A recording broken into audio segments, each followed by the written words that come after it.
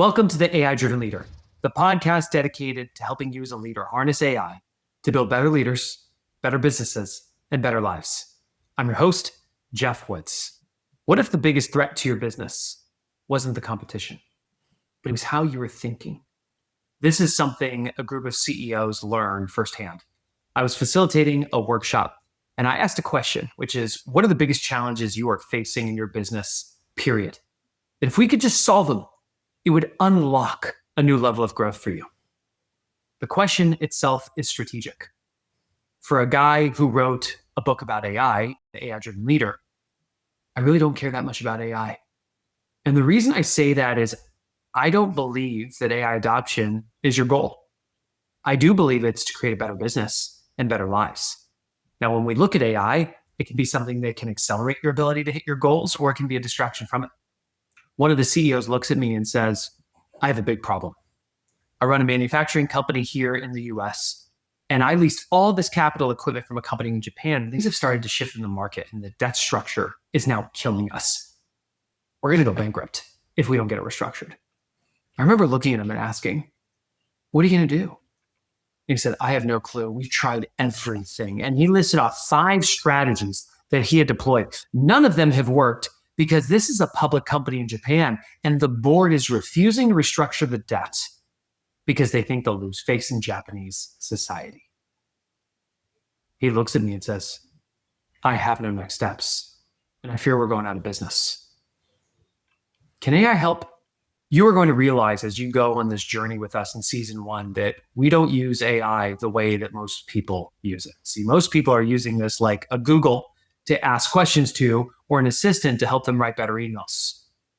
We raise our standards for the relationship with this technology. We view ourselves as the thought leaders and AI as our thought partner. So in that moment, I pulled up AI and I wrote a prompt following our CRIT framework. CRIT stands for context, role, interview, task. This is a framework that if you just start writing your prompts following this structure, it'll probably take you to the top 1% of people in the world communicating with the technology. Here's the exact prompt I wrote for the CEO. Context: I'm a manufacturing CEO. I leased all this capital equipment from a company in Japan, but things have shifted in the market. The debt is killing us. We're going to go bankrupt if it doesn't get restructured. We feel like we've tried everything. And I listed all 5 strategies he had deployed. None of it has worked because this is a public company in Japan and the board is refusing to restructure the debt because they think they'll lose face in Japanese society. I have no next steps and fear we're going out of business. Roles. Your role is to act as an investment banker with deep expertise in restructuring debt. Interview me. Ask me 1 question at a time, up to 3 questions to gain deeper context. Then your task is to generate 5 non-obvious strategies I could deploy to get the board to restructure the debt. That was the prompt. Now, what happened next was truly incredible. See, well, as humans, we've read a lot of books throughout our lifetime. What % of the collective knowledge of all the books you've read can you recall and apply right now? If you're like most people, the answer is probably like 0.1%. But these AI models, they've been trained on the information of the world, the equivalent of about 200 to 500 million books worth of data. Guess how long it takes AI to comb through that much data to answer your question? Under a second. And in that fraction of a second, AI identified how an investment banker with deep expertise in restructuring debt would think and act. And it took the liberty to research 2,000 years of Japanese culture and history to ask a deadly question. Do you have any relationships with any other executives in Japan that the board would respect? I looked at the CEO and he goes, oh my gosh, I would have never asked that question. I actually do. And then AI asked 2 more questions just like that before it came back and said, here's your 5 non-obvious strategies. Number 1 on the list, the saving face consortium. It said you have enough relationships with all the right people in Japan. Approach them to acquire your debt. Give them really favorable terms. Your debt will get restructured. The board will save face. I turn and look at the CEO. His whole body language has shifted. And I can see he's actually holding back tears. And he very vulnerably looks around the room and admits, I have not slept in 90 days. I've literally been making peace with the fact that we are going out of business. But in less than 10 minutes, he points to the board. I've got hope. A few months later, my phone rings and it's a text from him. And it said, the ball is moving. I actually think this is going to get done. What if your ability to think strategically was the difference between growing your business or going out of business? And what if all you had to do was learn how to ask the right questions and harness AI as a thought partner to enhance how you think? That is the purpose of this show. In season 1, we are going to go on a journey together of showing you not how to use AI tactically, but how to become an AI-driven leader. Somebody who harnesses this technology to elevate how you think and how you lead so that you can become a better leader who builds a better business and creates better lives. Throughout season 1, we are going to hear stories from 6 different AI-driven leaders. These are people just like you and me. None of them are technical. Every single one of them knew that AI was the future, but they did not know where to start, and deep down very much felt like they were falling behind, but they were willing to make a commitment. They recognized that this was not something that they could just delegate to their IT department or they could just hire a consultant from the outside. They recognized that they had to go on a journey of leading this themselves, even at times when they didn't feel qualified to do it. As you get introduced to each of these leaders, we're going to have 2 conversations. One, where we interview them about what their journey to becoming an AI-driven leader has looked like. You're going to get to hear the challenges they faced, the insights they had, the breakthroughs that they had, and the results that they are now delivering to their companies. And then we're going to turn the tables, and I'm going to do with them what I did for that CEO with the Saving Face Consortium, where I'm going to ask them what are their biggest problems that they are facing in their business right now, that if we could just solve it, would unlock a new level of growth. And if you are watching this on video, you will get to see me pull up my AI model and write crit, context, role, interview, task, and have AI turn into that thought partner that will interview them to help them solve their toughest problems in a fraction of the time. And if you're listening, you're going to get to listen to the prompt as well. My hope is that for you, as by the end of this season, you'll move from knowing that AI is the future and something you should probably do something about, to the point where you are saying, I am going to be an AI-driven leader, and I am going to build an AI-driven organization, and I'm going to lead it, even if I'm not quite sure how. Because deep down, we are on a mission to create a new category of leader, which is an AI-driven leader. This is someone who uses this technology to recognize that every one of us has strengths, that if we harness them as a human and focus them on the core priorities of our role that are in alignment with the goals of the company, we can use this AI to enhance us, not to replace us. Now, my journey to becoming an AI-driven leader started actually back in college. My senior year, I was doing an internship, and I remember sitting down with the CEO, and I asked him what job he thought I should get after school.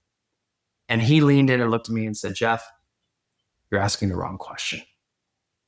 You really should be asking, what are the skills I can master that are so valuable, they'll serve me no matter where I go? Then go find jobs that'll help you build those skills. This is some of the best career advice I've ever received. And I also think this is relevant for you, because AI is going to change the skills that we value in the workplace. And I would suggest to you that AI is a skill that is worth mastering, that it will serve you no matter where you go. Now, based on my personality, he suggested that I start my career in sales. I started with Xerox because he said I would get the best sales training in the world, which I did. Found my way into medical device sales, but despite having a pretty good career, I felt unfulfilled. Growth is my core value, and every day I felt like I was playing below my potential. I always knew I wanted to wake up one day owning a business that would make a massive impact in the world and deliver real security for my family. That eventually led me to getting into partnership with two guys who co-authored a book called The One Thing. One is Gary Keller. He started Keller Williams, which is the largest real estate company in the world, and his co-author, Jay Papasan. I partnered with the two of them to turn their book into a training and consulting company. My job was to be the co-founder and the president. And a lot of what I had to do was learn how to ask leaders the right questions, to get them to focus on what mattered most, to unlock new levels of growth. This became a superpower of mine. By 2022, I exited the business and had an opportunity to go in-house with a client called Jindal Steel. This is a large global steel manufacturing company out of India, about 100,000 people. I had been the coach to the chairman of the board and his whole C-suite when I was with The One Thing. And when he found out I had left the organization, he asked if I would come in-house. My answer? Maybe. What's the job? He leaned in and said, "You know our business well. You tell me."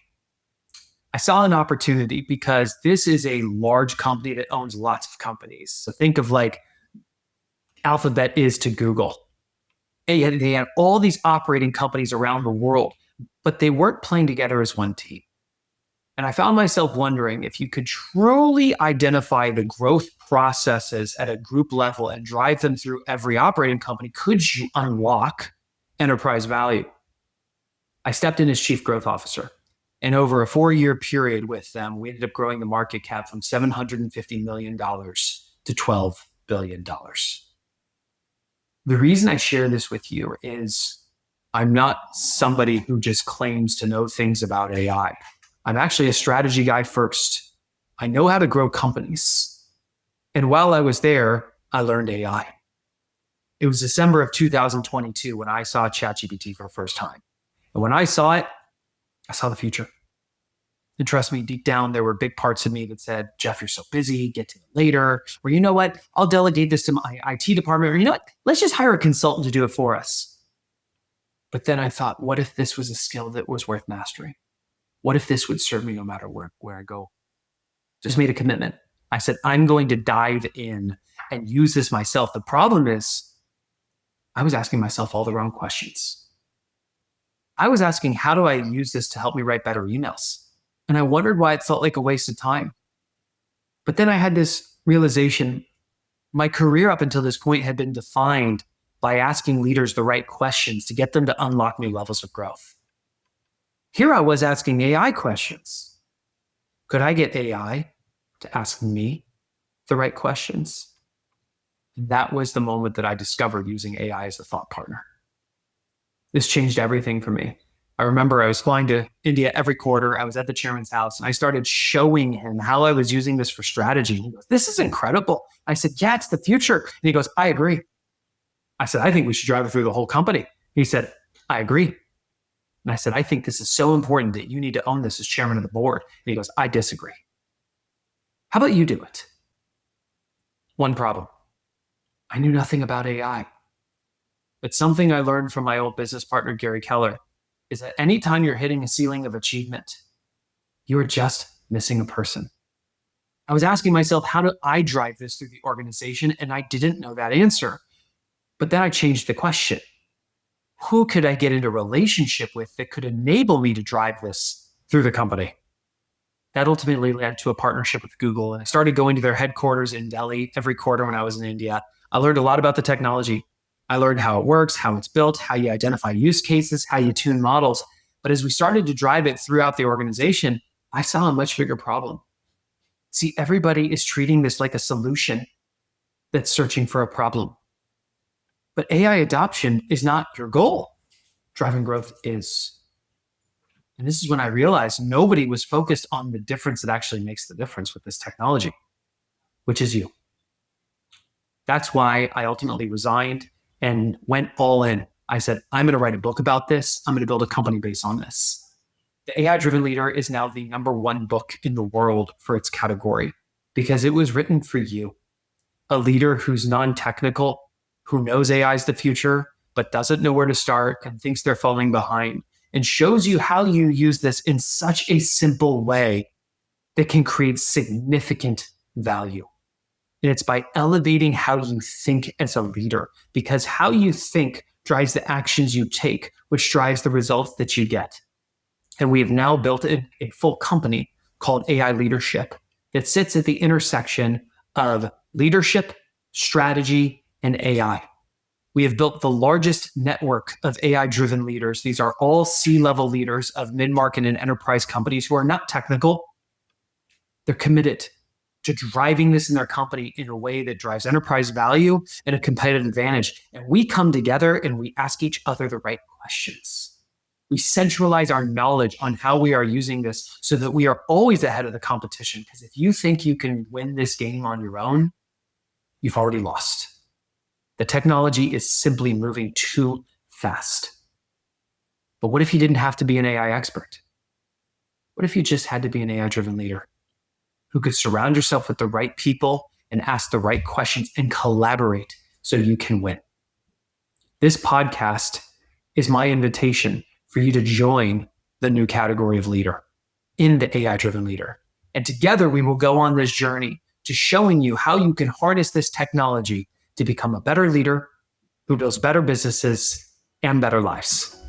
I am thrilled to kick off this journey with season 1 of the AI-driven leader. Let's begin.